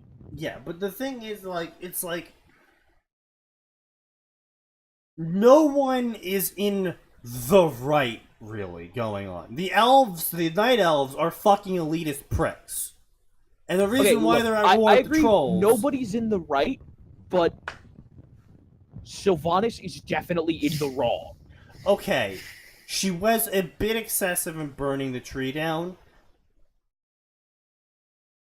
Because here's the thing, she didn't just burn the tree down. She burned it down with all the people inside. Okay, but again... I understand this was war. She hates the living. So they did expand upon why exactly Sylvanas was doing this in the first place. No, I understand. There's unobtainium. I know it's not unobtainium. Yes, they find unobtainium, and Sylvanas is like, okay, it's cool. We have the unobtainium. We're gonna develop it, and it's gonna be fine. The Alliance won't attack us. And then news comes in, the Alliance also has unobtainium. And she's like, shit. The Alliance is kind of really pissed at us after what happened during the Legion. Which is nonsense, because what happened during the Legion is it was Horde and Alliance versus the Burning Legion. And then the Horde was getting as per usual. Yes, and then the Horde got its shit wrecked. And we're like, okay, if we stay, the Horde dies here. So they retreated. And the Alliance was like, how dare you, scum, retreat! You're honorless curs! And then they lost only their king. And then they were like, we're gonna fucking kill you, Horde scum, for retreating from the battle. And it's just like... I would say, meanwhile, the Horde was like, I think they lost, what was it, half? Yeah, they lost a major amount. I mean, they lost also Vol'jin, but they lost a lot of people. And it's just like... shit they retreated. For the record, this is just following up on the trope of Horde leaders making terrible decisions about their successors. Well, no, to be fair, Vol'jin was like, the spirits say you must lead us, for there's something coming that only you can handle. Yeah, no, but here's the thing. I'm pretty sure Vol'jin was just misheard that when he was dying. All the spirits were screaming was, pick anyone but Sylvanas! And he just somehow missed anyone but. Like, no. I'm pretty sure... that's my personal canon, because otherwise, there's no reason for Vol'jin to be that stupid. No, I think we're gonna find out what was going on with that here and now. In this Sneaky, coming. the answer is Kerrigan. Yeah, maybe. But no, so basically that's the whole thing is, and she's like, okay, you know what? I have to invade these lands. I have to control this unobtainium. Because the Alliance has shown a very long history of wanting us dead. Totally fine with that. Yeah. Here's the thing. I was totally on board with Sylvanas because both in character, because it's completely in character for both her and the Horde to be like preemptive strike. We have unobtainium. Okay, they have but unobtainium. you have to keep in mind though, the whole point of this was to capture the world, this big ass tree, and be like, okay, Alliance, we're holding it hostage. I've kept up on this much at least. I know the point was to get the tree because the tree is where they're getting the unobtainium, and they're going to hold it hostage. No, it's not though. It's the land around the tree, but it's the land around the tree. The tree was just a side benefit of like, if we control the tree, the Alliance will be too hesitant to attack us because we're holding the Night Elves hostage. And the Night Elves won't let them. Blah blah blah. Yeah. And the problem there is that when Sylvanas is talking to this girl, who's like, yeah, we're gonna spit in your face, we're gonna be defiant till the end. Yeah, hope never dies, blah blah blah. I can rationalize her being like, okay, well fuck. If this bitch who is literally dying, bleeding out as she watches us capture her tree and her army slaughtered, is like, yeah, fuck you, we're gonna fight till the end. Controlling the tree is not gonna work. Fucking burn it down. Right, no, but what does burning it down get them, besides her own personal satisfaction? Okay, yes, Nothing. But like I said, though, in the moment, I can see the rationalization of, my plan wasn't going to work. Right, but that's not how they framed this. If they'd framed it as her going, if this isn't going to work, burn the tree and get emotional. out, that's an entirely different thing. Shocker, but the newsflash. Context of the cutscene. I'm aware. Newsflash, Banshee is a highly emotional person. Everyone's shocked. I get that. I'm just saying that there's nothing redeeming about this for Sylvanas. I know. No, I never argued there was anything redeeming about this. I'm just saying. I'm aware, but I'm saying my problem with it is that even when we get the cutscene that's supposed to be redemptive for the Horde, that cutscene is in no way redemptive. Okay, so actually, also sit down and watch the Battle for Azeroth cinematic at some point, which is basically it goes Jaina, then the Sylvanas cutscene, and then Old Soldier, and then the Battle for Azeroth cutscene. Okay. That's the only one I have to see. I have to see the Battle for Azeroth cutscene sheds some light on Sylvanas sort of like trying to own up to it, and Saurfang making like not peace with the decision, but sort of like, this is a bigger concern right here and right now. We're going to hash this out after we're not being, you know. Right. Okay. So he essentially goes, okay, this is a big problem, and this is your fault, but I don't have time to yell at you right now because I have to fix this problem that you made. Right, Which, and then fair enough. That's in line with him. And then the aftermath of the battle is also played out in the pre-patch, and Saurfang is taken captive by Varian. Oh, good. Varian's been such a swell guy. Honestly, I think Varian is actually going to be the bad guy of this. Like, I mean, here's the thing: if it, depending on how they do it, it's going to be really, really, really, really hard to make the Alliance the bad guys here. I know, because but even if the Horde tries to sue for peace. Well, no, because I think that what's going to happen is there's going to be the obvious Horde civil war that's going to happen between the faction that wants honor and the faction that wants victory at all costs. No. Let's be clear. There's the faction that wants to not be fucking douchebags, and there's the faction run by Sylvanas. Like, let's be clear here. It's going. But yeah, like, there's a lot of shit going on there, and you gotta keep in mind, a lot of, not you personally, but people in general, there's a lot of people spurting out, like, oh my god, why should you do this? It's like news, like I said earlier, news flash, existence based on high emotion is highly emotional. Yeah, and like I said, I'm not, strictly speaking, I'm not mad at Sylvanas. I'm mad at everybody else for not being mad enough at Sylvanas. Does that make sense? Yeah, that's fair enough, yeah. Like at no point did I say, because go back and listen. At no point did I say it's out of character or wrong for Sylvanas to burn the tree. It's 100% in line with Sylvanas to burn that tree and be a jerk. Yeah, no, but I mean, you also gotta keep in mind, even when it came to Sylvanas. Garrosh, civil war didn't happen inside the Horde. Like, even with Garrosh, the Horde was like, you are the war chief, we're still going to follow you. The worst thing Garrosh ever did was, I forget, what city was it? He nuked a city, essentially. Yeah, also Warlords of Draenor. Okay, but Warlords was after he'd been exiled. Yes. That's the thing. Warlords was after he was exiled. Because remember, Thrall kicked his ass. That was a fucking amazing cinematic, by the way. It was. But the reason that there wasn't a civil war was Garrosh did something terrible. They put him on trial. They arrested him for war crimes. Like, there essentially there was a civil war, which was everybody going, "Whoa, dude, too far." Yeah, no. And throwing him in prison, and then Pandaria, and then Draenor. Yeah. But yeah, no, it's unfortunate that Blizzard is limited in the way they are when it comes to the storytelling at the moment due to the if they do try to make Varian the bad guy, I'm gonna be real curious to see how they do it. Because okay, so they did, unfortunately, a while back. I think this was back in Warlords of Draenor. So Prophet Velen is the whole like I see the future and see really random prophets. Yeah. So basically, the prophet at some point had given this prophecy about how I forget the precise wording of it, but it's basically that the child king will feed you 3 lies at his master's table. And okay, but that's Anduin, not Varian. Varian's dead. It's Anduin.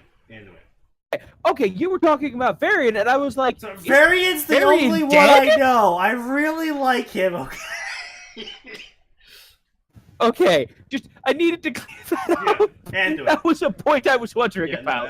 Varian's dead. It's Anduin, and because Anduin back in the Legion invasion has an axe to grind with the Horde due to him believing that the Horde is the reason why his dad died, when it's not at all. And so he's got that going on, and he makes a lot of they're playing very heavily on the Anduin is just like pre-Lich King Arthas portrayal. Oh, they're leaning. Okay, from what limited knowledge I have, Anduin, I never did anything on the Alliance side because fuck that. I ain't no bitch. Yeah, no, extremely heavily. Because like he's never leaned that way before, really. Like pre-burning, I mean. Yeah, no. Post Cataclysm, they've been really like ramping up the hints of Anduin being basically pre. Okay, so they haven't because, like I said, I haven't touched the game in forever, and I certainly never touched the Alliance side. And then they had the cutscene for the assault on the Undercity. They had. You remember the Warcraft 3 cutscene for Arthas and his father? And that? They, movement for movement, mimicked that with Anduin being in Arthas' place and Sylvanas being in the dad's place. Wait, okay. Yeah. I mean, that's cool. Yeah, and I was, like I said, that's the reason why I bought the expansion, because I was like, they are just going really heavy with the Warcraft 3 vibes, and that's speaking to the nostalgia in me. Yeah, alright. Maybe I'll get it maybe I'll get it after my next I'll tell you how it's going. Yeah, it's just been so bad for such a long time. Anyway, that's beside the point. yeah, I hope. very I'll heavy be on those curious vibes. to see how the Horde Civil War turns out, because they're the way they've set everything up, there has to be one. Yeah, no, what? Because I will question many decisions Blizzard does, but Blizzard's storytelling ability is very high. I will still grant them that. And at the end of the day, they're going. We gotta knock a couple points off for Legacy of the Void, but yeah. still pretty good. They well, that's a different team, but they are going very blatant and very heavy with it's Alliance versus Horde for the right to rule the world.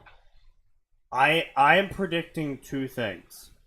One, civil wars, obviously, but on both sides, because everyone sort of also sees the obvious Horde civil war going on. I think there's going to be an Alliance civil war. And then on the other, I believe the Void's going to become a big thing now. Because the Legion's been defeated. The Legion was the main reason why the Void couldn't press forward. It was sort of a stalemate. And now the Legion's been defeated. Okay, here's the thing, though. I do hope that if they do decide that Anduin needs to be evil, then I don't want the Horde involved. I don't want... No, like I said, I think Anduin's going to be involved with the Void. Yeah, that's what I'm saying. I don't want the Void or the Old Goths or any of that involved. I don't want that involved, because if they're going to make this that kind of situation, then Anduin just needs to be a terrible person. No, I think how they're going to angle it is he's been doing this the whole time. I think they're going to angle the light being the Void.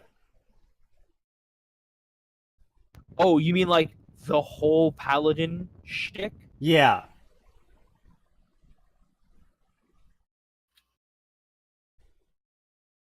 I think that's how they're going to angle it. Because at the end of Legion, they had the original Naru show up and be like, I'm going to purify you of the Legion's corruptive taint, Illidan, and you shall become an extension of the light in my will. And Illidan was like, no, fuck you, I've had enough of servitude, I refuse your gift and boons. And the Naru was like, you do not have a choice in this, Illidan. You will become my tool. Oh, yes, they did do that. And then Illidan kills him. And there's just a moment of Yes, whoa. Yes, that was kind of problematic. Yeah, and so I think that's personally me going okay, that's really out of character for someone that's supposed to be love, happiness, and caring and friendship. So I think either it's going to be Paladins are actually Void users, or alternatively, Anduin thinks he's doing Paladin stuff this whole time, but it's actually been the Void tricking him. Right. Because it says the Child King at the Master's table, so it's entirely possible they came to him at looking like a Naru or some shit, and are do what we say and we'll save your people from the evils of the Horde or some shit. Yeah. So I think if anything that's how they're gonna do it, because they already went the Prince King route of vengeance and etc., leading down to the path of evil. So I think they're gonna go with the opposite way this time, of trying to be too righteous, leading to the same path. I don't know, that's just me. That's just me trying to predict Blizzard. trying to predict Blizzard so I can look all fancy and shit and be like, I told you so. I called this. But yeah, enough of that. It's 9:06. We talked and waffled. The after action report was after actioned. So it's time to say goodbye and good night, and we'll see you Friday, 7 p.m. to 9 p.m. As always, because in the end, no matter how depressed we get, no matter how despondent and fed up and drunk, there's always more. It always gets worse.